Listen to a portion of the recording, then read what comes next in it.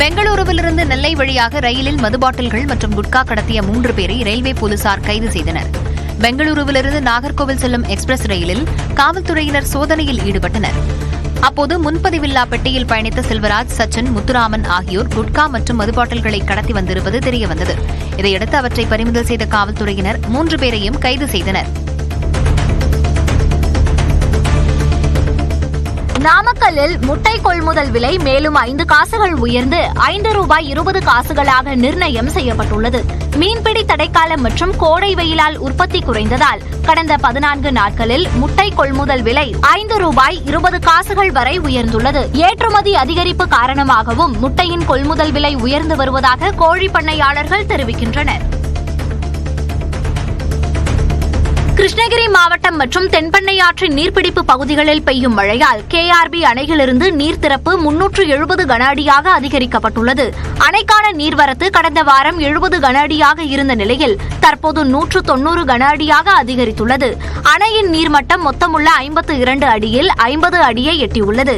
இதனால் அணையிலிருந்து வெளியேற்றப்படும் நீரின் அளவு அதிகரிக்கப்பட்டுள்ளது. இது விவசாயிகளிடையே மகிழ்ச்சியை ஏற்படுத்தியுள்ளது.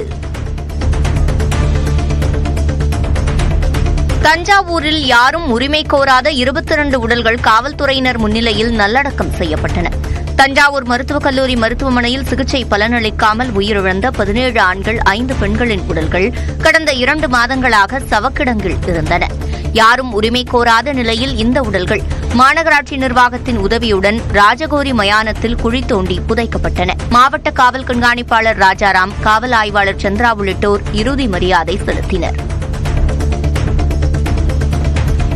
கரூரில் போலியாக பான் கார்டு, ஆதார் கார்டுகளை தயாரித்து கொடுத்த விவகாரத்தில் மேலும் 2 பேர் கைது செய்யப்பட்டுள்ளனர்.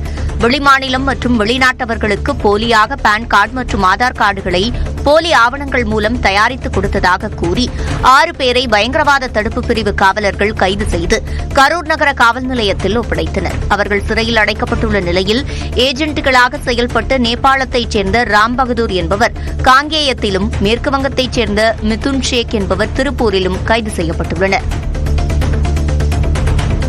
பெங்களூருவிலிருந்து நெல்லை வழியாக ரயிலில் மது பாட்டில்கள் மற்றும் குட்கா கடத்திய 3 பேரை ரயில்வே போலீசார் கைது செய்தனர். பெங்களூருவிலிருந்து நாகர்கோவில் செல்லும் எக்ஸ்பிரஸ் ரயிலில் காவல்துறையினர் சோதனையில் ஈடுபட்டனர். அப்போது முன்பதிவில்லா பெட்டியில் பயணித்த செல்வராஜ், சச்சின், முத்துராமன் ஆகியோர் குட்கா மற்றும் மது பாட்டில்களை கடத்தி வந்திருப்பது தெரியவந்தது. இதையடுத்து அவற்றை பறிமுதல் செய்த காவல்துறையினர் 3 பேரையும் கைது செய்தனர். சனி பிரதோஷத்தை ஒட்டி தஞ்சை பெரிய கோயிலில் நந்தியம்பெருமானுக்கு சிறப்பு அபிஷேகம் நடைபெற்றது. சித்திரை மாதத்தின் 2வது பிரதோஷத்தில் நந்தியம்பெருமானுக்கு மஞ்சள், சந்தனம், பால், தயிர் உள்ளிட்ட 12 வகையான திரவியங்கள் மூலம் சிறப்பு அபிஷேகம் நடைபெற்றது. திரளான பக்தர்கள் கலந்து கொண்டு சாமி தரிசனம் செய்தனர்.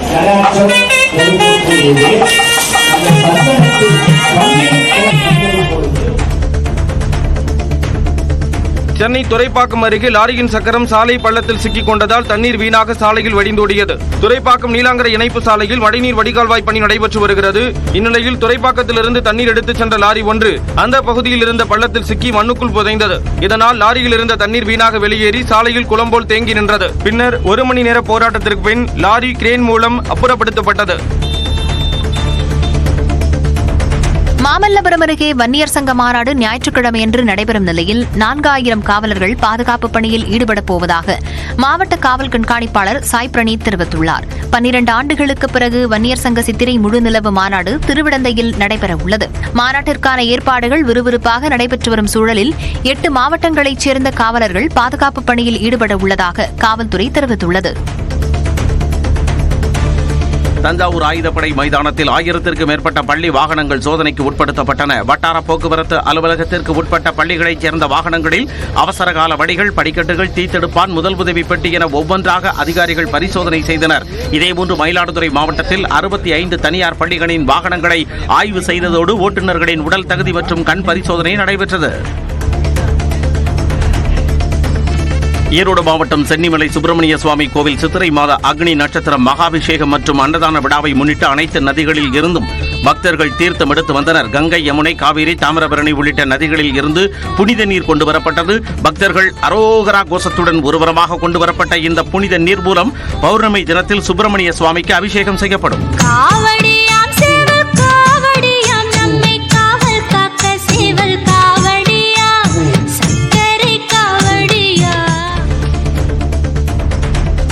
வார விடுமுறையை முன்னிட்டு கொடைக்கானலில் குவிந்த சுற்றுலா பயணிகளால் பிரதான சாலைகளில் கடும் போக்குவரத்து நெரிசல் ஏற்பட்டது. வார விடுமுறை, பள்ளி கல்லூரி விடுமுறையை கிடைக்க தமிழ்நாடு மட்டுமின்றி கேரளா, கர்நாடகா, ஆந்திராவில் இருந்தும் ஏராளமான சுற்றுலா பயணிகள் கொடைக்கானலுக்கு வந்துள்ளனர். இவர்கள் தூண்பாறை, குணா குகை, பைன்மரக் காடுகள், மோயர் சதுக்கம் உள்ளிட்ட பகுதிகளில் இயற்கை அழகை கண்டு ரசிக்கின்றனர். இதனால் சுற்றுலா தலங்களுக்கு செல்லும் முக்கிய சாலைகளில் கடும் போக்குவரத்து நெரிசல் ஏற்பட்டு 3 கிலோமீட்டர் தூரத்திற்கு வாகனங்கள் அணிவகுத்து நிற்கின்றன.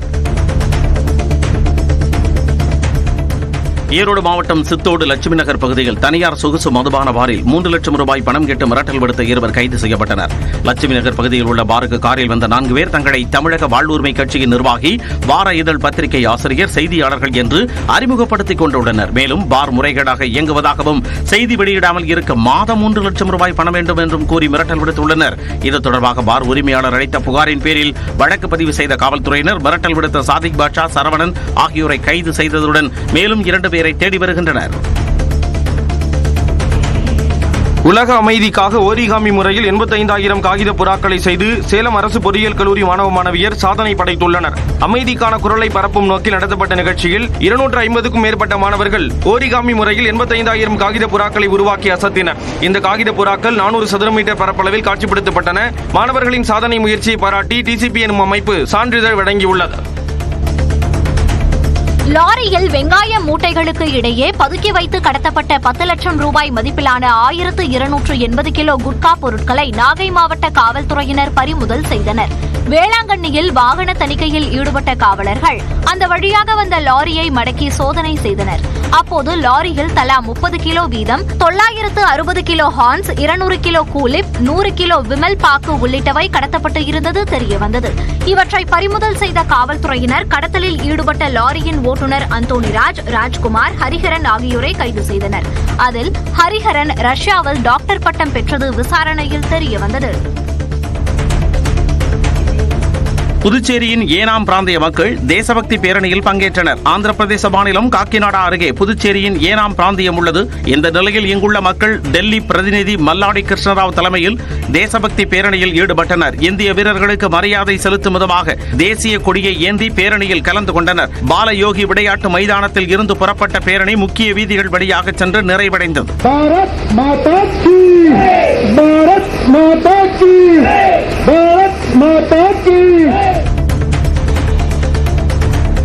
பல்வேறு கோரிக்கைகளை வலியுறுத்தி திருவள்ளூரில் சத்துணவு பணியாளர்கள் நூதன முறையில் போராட்டம் நடத்தினர். தமிழ்நாடு சத்துணவு அங்கன்வாடி சங்கங்களின் கூட்டமைப்பு சார்பில் அரசு மருத்துவக் கல்லூரி அருகே நடைபெற்ற போராட்டத்தில் ஓய்வூதியத்தை உயர்த்தி வழங்க வேண்டும் என்பன உள்ளிட்ட கோரிக்கைகள் முன்னிறுத்தப்பட்டன. நெற்றியில் நாமமிட்டும் வடியில் யாசகமேந்தியும் நூதன முறையில் போராட்டத்தில் ஈடுபட்டனர். நாமக்கல் மாவட்டம் மல்லசமுத்திரம் அருகே காவல்துறையினரின் வாகன தணிக்கையின் போது டாடா சுமோ வாகனத்தில் கடத்தி வரப்பட்ட 1750 கிலோ ரேஷன் அரிசி பறிமுதல் செய்யப்பட்டது. அரிசி மூட்டைகள் கோழி பண்ணைகளுக்கு அதிக விலைக்கு விற்பனை செய்ய எடுத்து செல்லப்பட்டது தெரியவந்தது. இந்த அரிசியை கடத்தி வந்த ஜெகதீசன் என்பவர் கைது செய்யப்பட்ட நிலையில் வீரமணி என்பவரை காவல்துறையினர் தேடி வருகின்றனர். தஞ்சாவூர் மாவட்டம் அரசூர் புறவழிச்சாலையில் இருசக்கர வாகனத்தின் மீது கார் மோதிய விபத்தில் ஊராட்சி ஒன்றிய அலுவலக பொறியாளர் உயிரிழந்தார். கண்டியூர் சாலை ரவுண்டானா அருகே வந்தபோது ஓட்டுநரின் கட்டுப்பாட்டை இழந்த கார் சாலையின் மையத்தடுப்பு சுவரில் மோதி 2 அடி உயரத்திற்கு பறந்து எதிர் திசையில் வந்த இருசக்கர வாகனத்தின் மீது மோதி விழுந்தது. இந்த விபத்தில் தஞ்சாவூரில் இருந்து கண்டியூருக்கு இருசக்கர வாகனத்தில் சென்ற அருள்கரசு என்பவர் சம்பவ இடத்திலேயே உயிரிழந்தார்.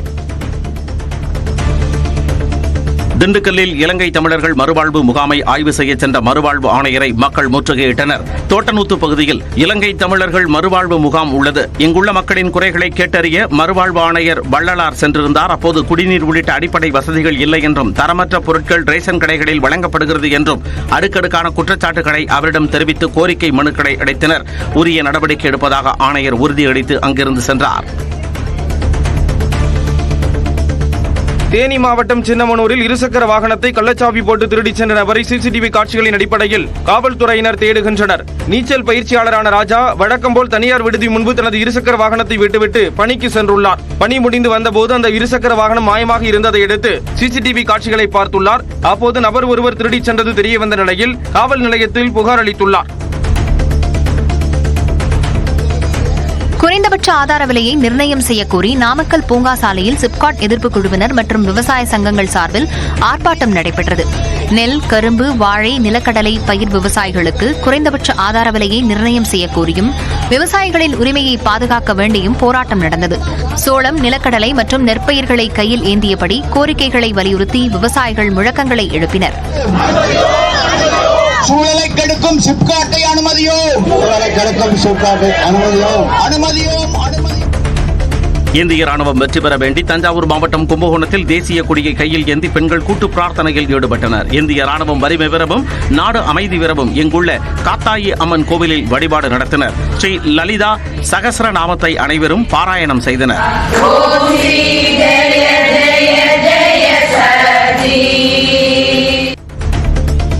திருப்பத்தூர் மாவட்டம் ஆம்பூர் அருகே மின்சாரம் பாய்ந்து உயிரிழந்த தற்காலிக தூய்மை பணியாளரின் சடலத்துடன் உறவினர்கள் சாலை மறியலில் ஈடுபட்டனர். துத்துப்பட்டு ஊராட்சியில் தற்காலிக தூய்மை பணியாளராக இருந்த விஜய் பிரசாத் என்ற 31 வயதான இளைஞர் நீர்த்தேக்க தொட்டியின் மின் மோட்டாரை சரி செய்ய முயன்றபோது மின்சாரம் தாக்கி உயிரிழந்தார். இதையடுத்து அவரது குடும்பத்திற்கு உரிய இழப்பீடு வழங்க கோரி உறவினர்கள் ஆம்பூர் பேர்ணாம்பட்டு சாலையில் மறியலில் ஈடுபட்டனர். செங்கல்பட்டு மாவட்டம் மாமல்லபுரத்தில் உள்ள தலசயன பெருமாள் கோயிலில் தேரோட்டம் வெகு சிறப்பாக நடந்தது. ஏராளமான பக்தர்கள் தேரை வடம்பிடித்து இழுத்துச் சென்றனர். இதேபோன்று கோயம்புத்தூர் கோட்டைமேடு பகுதியில் உள்ள சங்கேஸ்வரர் கோயிலில் 32 ஆண்டுகளுக்கு பிறகு நடைபெற்ற தேரோட்டத்தில் ஆயிரக்கணக்கான பக்தர்கள் பங்கேற்றனர்.